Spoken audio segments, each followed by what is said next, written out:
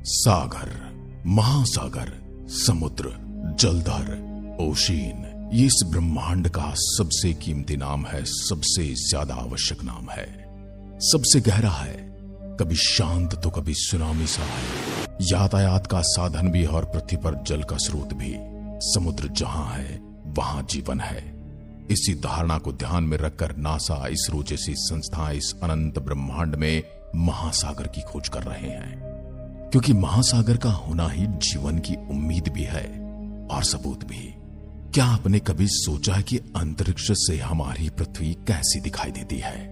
पृथ्वी को अंतरिक्ष यदि देखा जाए तो ये सुंदर नीले रंग की गेंद जैसी दिखाई देती है, जो अपने अक्ष के चारों ओर घूमती नजर आती है, क्योंकि यहां मौजूद महासागर पृथ्वी की सतह का 70% हिस्सा कवर करते हैं और इसी वजह से ये नीले रंग की दिखाई देती है।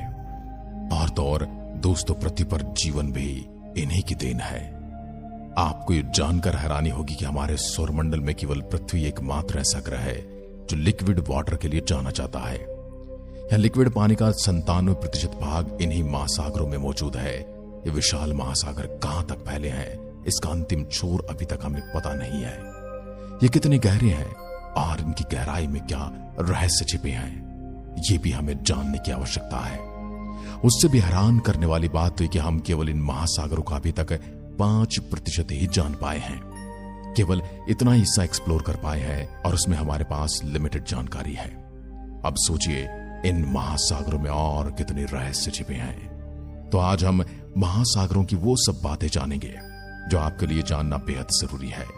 जैसे महासागर यानी कि समुद्र का निर्माण कैसे हुआ, या आखिर पृथ्वी पर क्यों है, यह हमारे लिए कितने महत्वपूर्ण है, संसार में कितने महासागर हैं और उनकी क्या खास बात है।